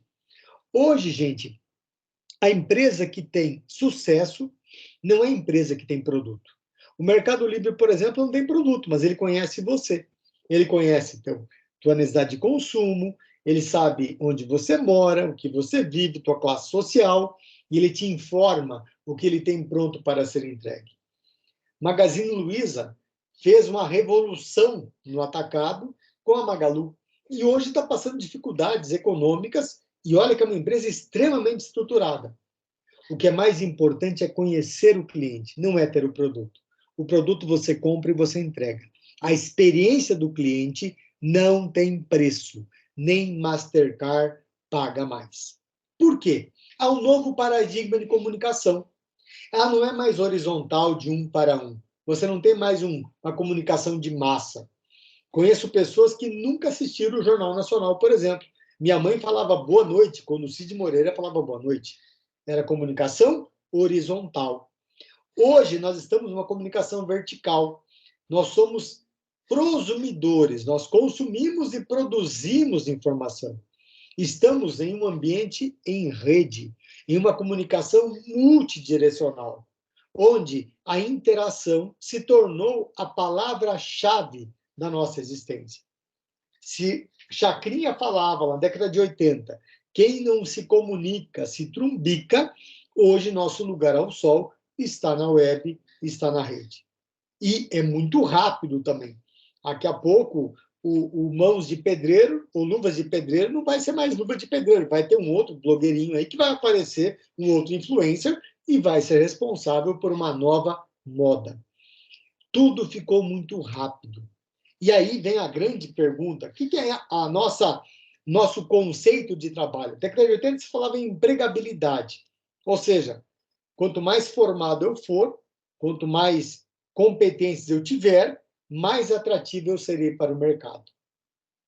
Anos 2000, estamos na era da trabalhabilidade. Ou seja, o que eu produzo economicamente, qual a minha maior valia, meu capital intelectual. Por isso eu tenho múltiplas formas de trabalho e não necessariamente mais uma companhia que eu vou começar a trabalhar com 18 anos e vou me formar aos 65. Vou me aposentar, aos 65. Tudo está diferente. Se você for a um coworking na sua cidade, você vai perceber isso. Há pessoas de áreas muito diferentes que estão lá não por locação, por ser mais econômico um coworking, mas pelas relações que elas podem ali dentro fazer e, a partir dali, começar um trabalho diferenciado, um negócio diferenciado e uma sustentabilidade diferenciada.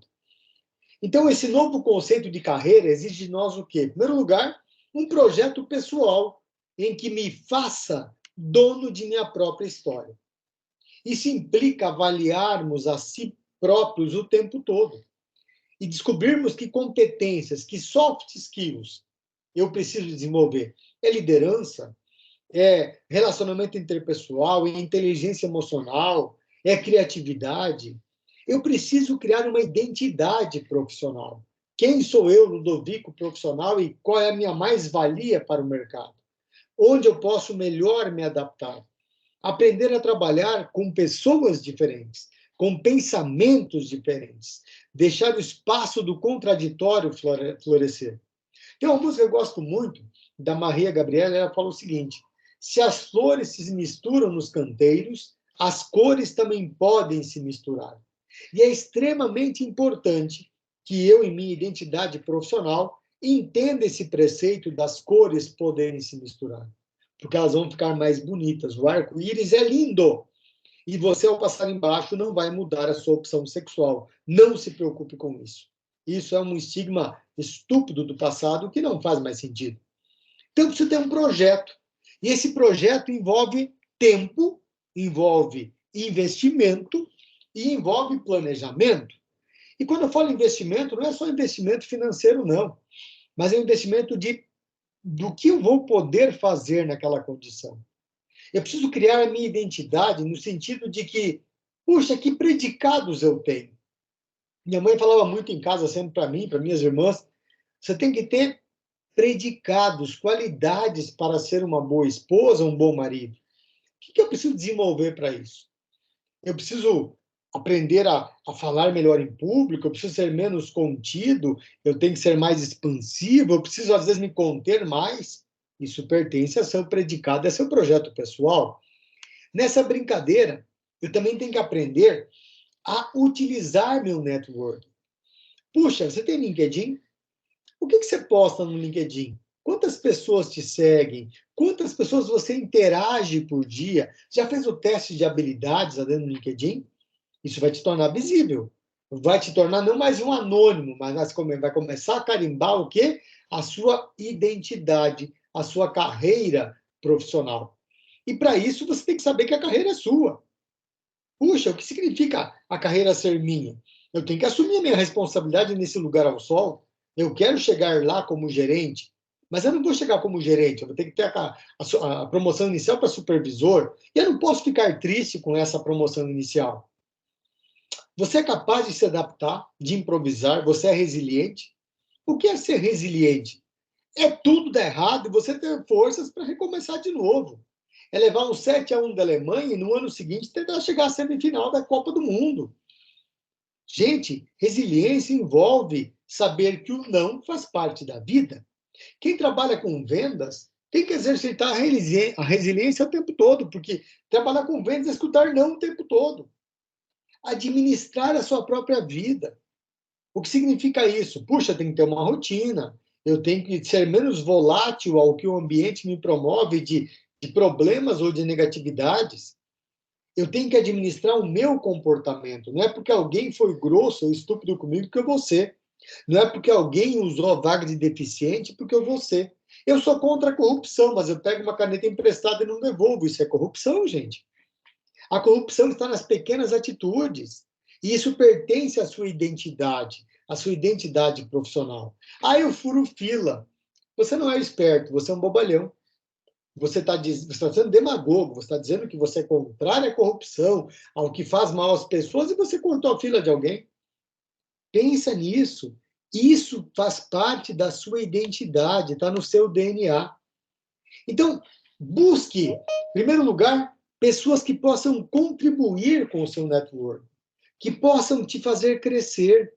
E crescer dói, escutar verdades dói, ter feedback é ruim de vez em quando, mas tem que ser dado feedback, nós temos que também dar feedback aos outros. O que é automotivação?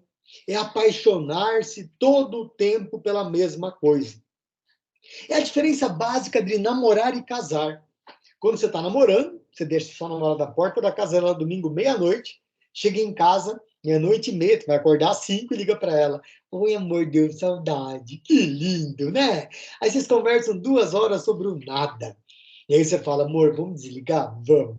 Ah, desliga você. Não, desliga você. Ah, amor. Então vamos contar até 3? Vamos. 1, 2, 3. Você não desligou. Que lindo. São 3 da manhã e você acorda às 5.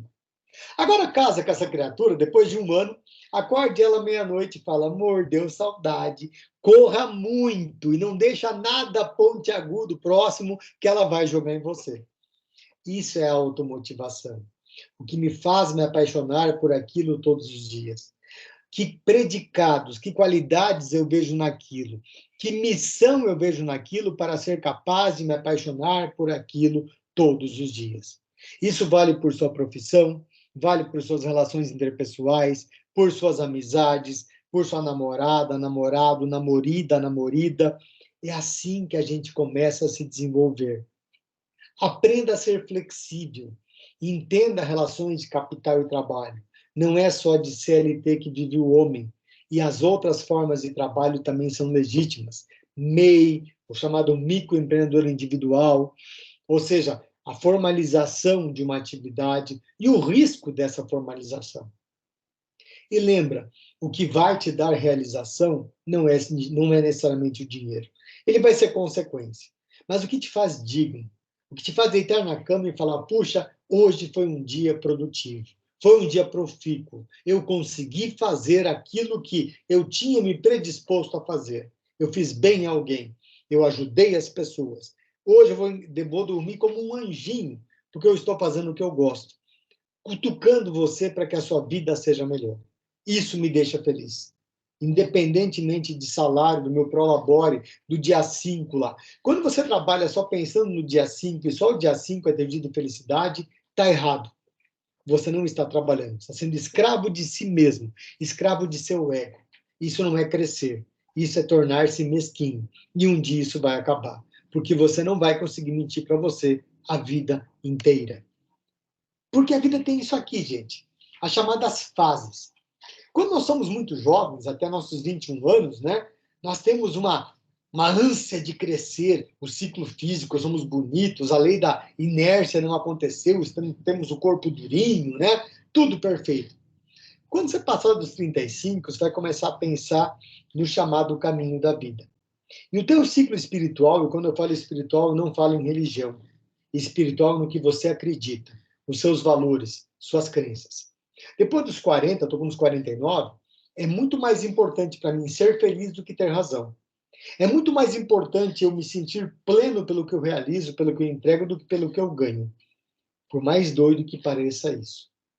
Gente, eu estava no Nordeste, eu trabalhava no Nordeste quando meu pai teve 7 AVCs.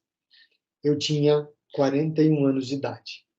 E o meu pai, quando eu visitei ele no Natal, no mês de dezembro de 2014, ele falou para mim, filho, quanto você ganha por mês? Eu queria que você voltasse e ficasse perto de mim, para que eu partisse e tivesse a certeza que você estivesse perto da família. Eu não tive dúvida, gente. Eu voltei ao Nordeste, era o maior salário da minha vida até hoje, era o meu maior cargo que eu tive na minha vida até hoje, de uma grande universidade, a Universidade Tiradentes, tem mais de 50 anos de história. Eu cheguei e pedi demissão. Na época, fui para Maringá, trabalhei em Maringá, começando tudo de novo, como coordenador de cursos de pós-graduação, eu era já quase pró-reitor, mas eu tinha a certeza que todo sábado eu estaria vendo meu pai. E quando ele partiu, eu acho que foi o senso de maior completude minha. A minha mãe faleceu ano passado, e há um ano e meio atrás, quando eu estava no auge da Covid, eu peguei Covid em Manaus, eu quase morri, estava num grande grupo educacional, na Estácio, pedi demissão.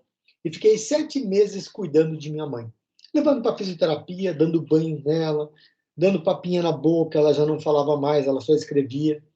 E quando ela morreu ano passado, e eu confesso que foram 7 meses duros para mim, porque eu fiquei sem trabalhar completamente, fiquei cuidando, fiquei de babá de minha mãe. Mas quando ela faleceu ano passado, eu tive uma paz de espírito muito grande, porque eu acompanhei, a exemplo do meu pai, até o último dia da vida dela. Dinheiro algum pagaria aquilo para mim.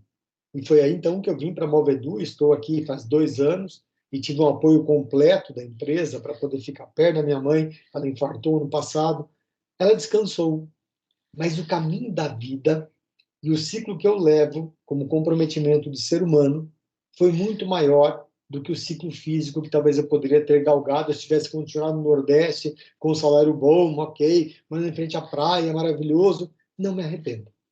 Eu sinto uma coisa chamada paz e realização por ter acompanhado as pessoas que me deram a vida, que trocaram a minha fralda, me levaram para a escola, me fizeram gente, me ensinaram a me vestir, me ensinaram a me portar, me propiciaram estudar. Isso é a vida. Não existem no caixão nosso gavetinhas para colocar o material. Não existem, gente. Portanto, pense bem e sempre tente equilibrar esses 2 ciclos. Ele se equilibra naturalmente, mesmo que você não queira. Depois dos seus 35 anos de idade, você vai perceber que a tua condição de ambição de querer ter, ela é substituída pela ambição de querer ser. E nós, como seres, estamos em contínuo aprimoramento. E vamos terminar a nossa vida em contínuo aprimoramento.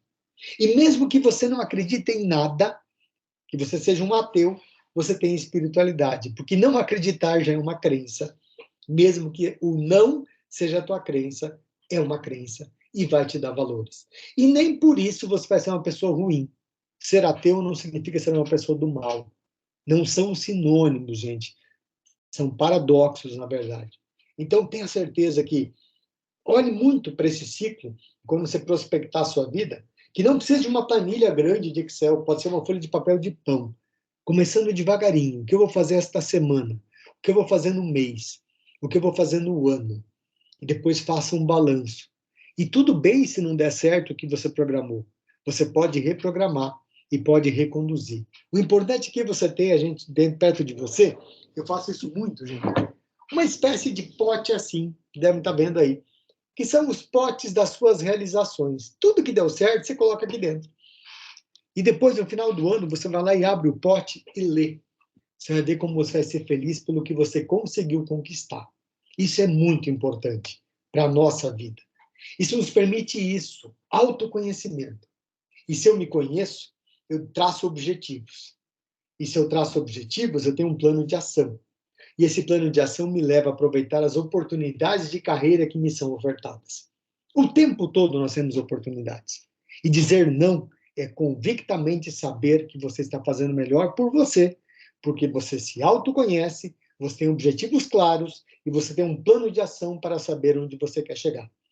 Extremamente relevante isso. E para isso tem que ter foco. O que é ter foco? Já tirou uma foto?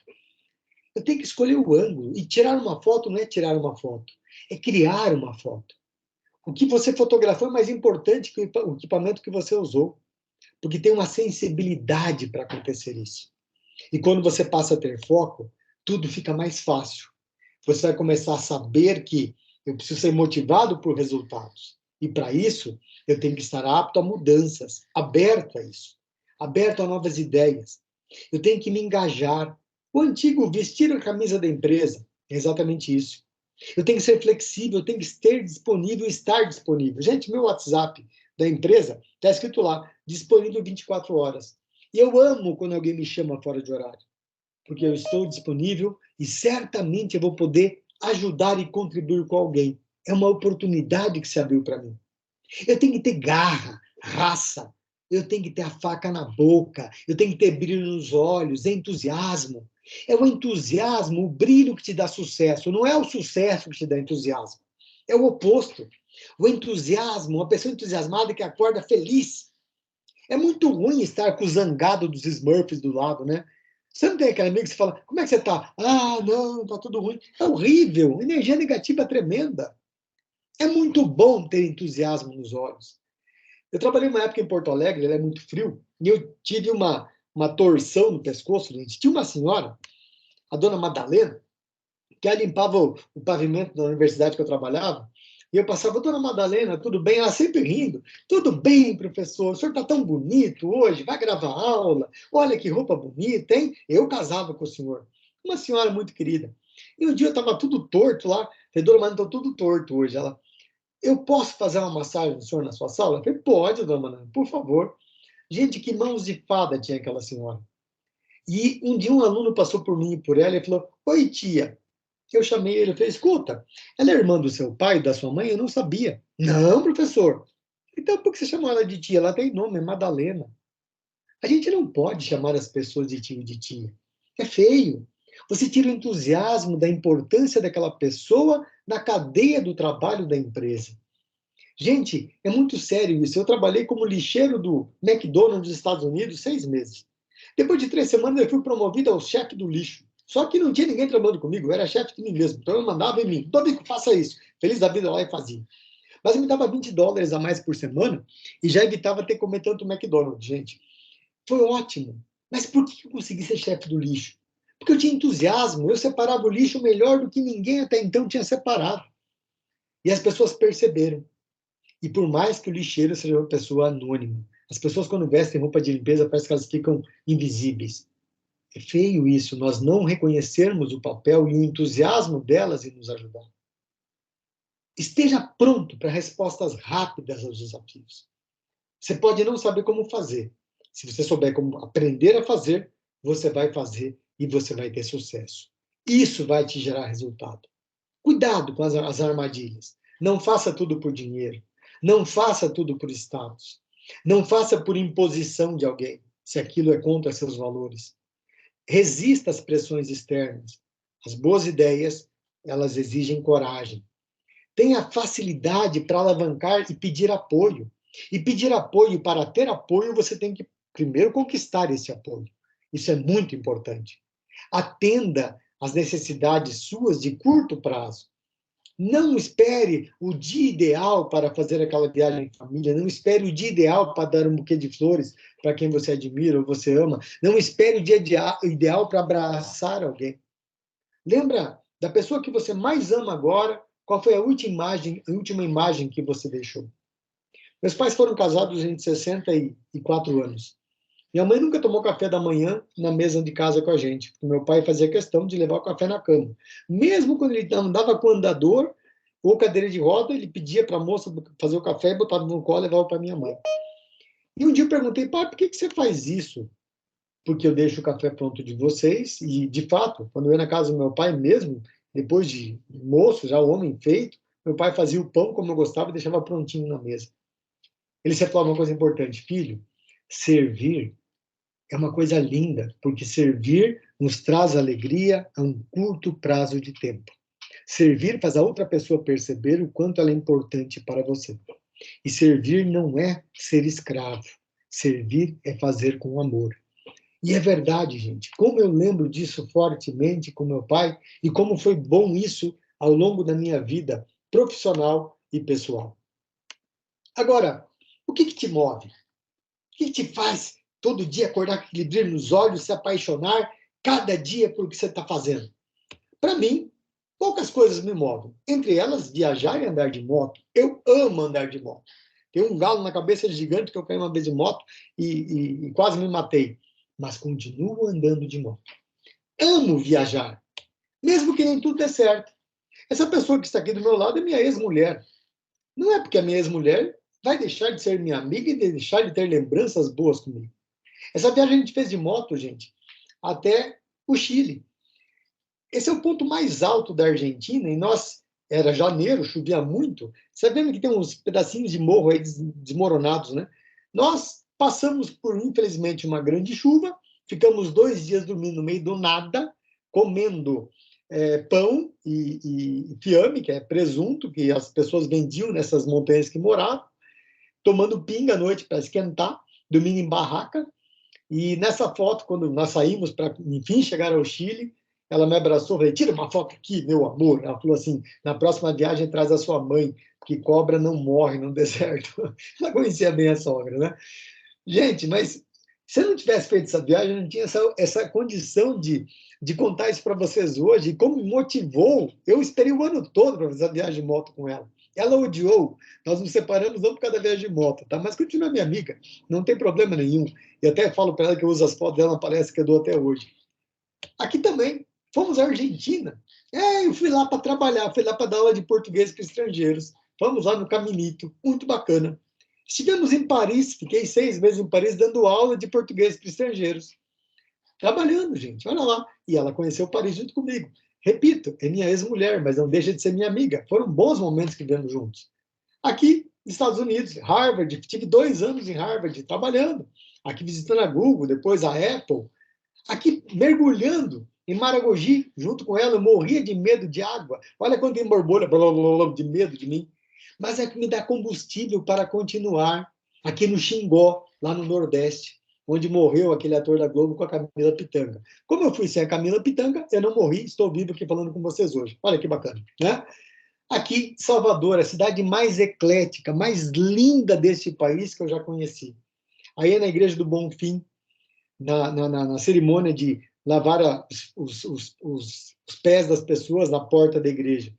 Todas as pessoas vão, a Umbanda vai, E no final, as pessoas se dão um banho de alfazemas. É lindo, gente. Ecletismo religioso, respeito pela religião do outro. Não é por isso que eu sou menos ou mais religioso, ou menos mais espiritual que outra pessoa, porque a religião é diferente da minha. Aqui foi Esse aqui é um lugar lindo. Aqui à esquerda estamos juntos no caminho que fez Dom Quixote de la Mancha, na bela cidadezinha onde foi escrito Dom Quixote de la Mancha. Aqui, em Portugal, no marco dos navegadores, aqui embaixo em Veneza, e a última foto aqui, estamos em Barcelona, em Madrid, no mercado municipal. Perceba, conversamos até hoje, por mais que tenhamos sido marido e mulher, mas ficaram as belas lembranças de minha parte e da parte dela também. Não é porque nós não estamos juntos que eu tenho que desrespeitar a pessoa ou desrespeitar os desejos da outra pessoa. Isso chama-se empatia, isso chama-se ser humano. E aí vem o grande desafio da sua vida. Quase ninguém vai se comprometer com a sua carreira. Quase ninguém. Talvez as pessoas mais próximas, seu pai, sua mãe, seu esposo, sua esposa. Eu e a Alessandra, minhas mulheres, nos importávamos muito com a carreira do outro. Ela fez o doutorado dela, eu fiz meu doutorado, contribuímos muito um para o outro, somos da mesma área, inclusive da área de letras e linguagem e de comunicação. Mas e daí? Foi ótimo. Isso, discutimos até hoje, academicamente falando. Por que isso é tão ruim e poucas pessoas se comprometem com a nossa carreira? Porque a vida é nossa, gente. E brincar de vida é importante, cada um cuida da sua, né? E a grama do vizinho, por mais que nos pareça mais verde, nós não sabemos quanto adubo ele gasta por dia para deixar aquela grama verde. Então é importante nós não competirmos com os outros, mas competirmos com nós mesmos. Professor, mas na minha vida tudo dá errado, eu sou incapaz, parará, parará, parará. Veja esse vídeo agora e depois responda para mim, será que você não podia fazer diferente na sua vida? Olha que coisa mais linda, gente. La guitarra especial para mí. Estaba una guitarra allí que era de mi papá y empecé a jugar con él, un juguete pues al principio, pero solo era algo que yo estaba tratando, no era algo que de verdad pensé que iba a oír un día como música. I hear the Lord. Holy Father, we are proud to present to you Tony Melendez. Yo soy Tony Melendez y nací en Nicaragua, pero he vivido aquí en los Estados Unidos casi toda mi vida. Soy cantante, guitarrista. Vinimos aquí a los Estados Unidos porque había un niño sin brazos y la medicina de Nicaragua no estaba tan avanzada. Como yo nací así, sin los brazos, y una medicina que se llama talidomina, le dieron a mi mamá eso cuando ella estaba embarazada conmigo y por esa razón no tengo los brazos. Al principio yo estaba tan chiquito, no entendía que no tenía los brazos. Ya cuando estaba un poquito más mayor, ya los niños, no tiene brazos, gritaban, iba a ser... Dolía el corazón, me dolía mucho. De joven, yo tuve que aprender a usar estos pies. Yo quería ayudarme solo, yo escribía con los dedos de mis pies, jugaba todo con los dedos de los pies. Tengo 2 hermanas y un hermano. Mi hermano y yo trabajamos juntos. Mi mamá y mi papá, ella todavía vive, mi papá ya murió. Pero yo veo ahora lo que ellos daron en ese tiempo de amor. Mi papá sacrificó mucho. Él dejó su país para traer a su niño. Él era el que me decía, Tony, tenés que tratar, tenés que hacerlo solo. Yo siempre soñaba de un día casarme. Pero de joven las señoritas se corrían porque, ¡ay, muchacho sin brazos! Pero al fin yo llegué aquí. Mi honey es lindísima. Se llama Lynn. Para mí es fuerza. No voy a estar solo. Tuvimos que adoptar 2 niños porque no pudimos tener niños. Fuimos a El Salvador, donde nació mi papá, y adoptamos una niña. Y también fuimos a Nicaragua y adoptamos un niño.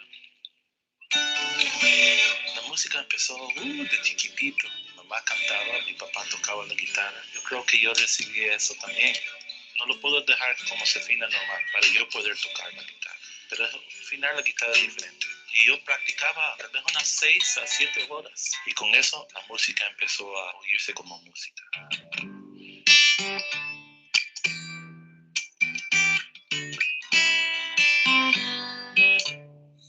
Dios me ha dado fuerza, Dios me ha dado a mi familia, Él me ha dado la música. Con mi música yo me siento bien conectado con mi Dios. Eso me ayudó a crecer. Me ha calmado el corazón gente me ha preguntado, Tony, ¿por qué te sentís tan entero? Yo tengo estas cosas que me hace todo, tengo mi familia que es preciosa, mi corazón quiere bailar, quiere cantar, quiere vivir en la vida, porque en los ojos de mi Dios yo soy entero. Eres mi Dios, y en ti confiaré. Mi amor por ti. Holy Father, we are proud to present to you Tony Melendez.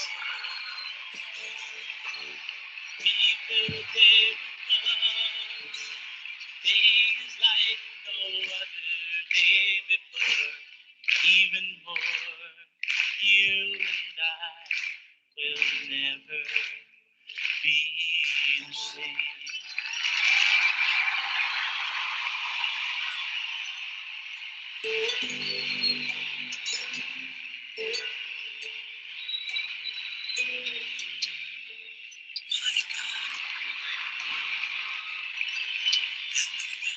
Tony, you are truly courageous young man.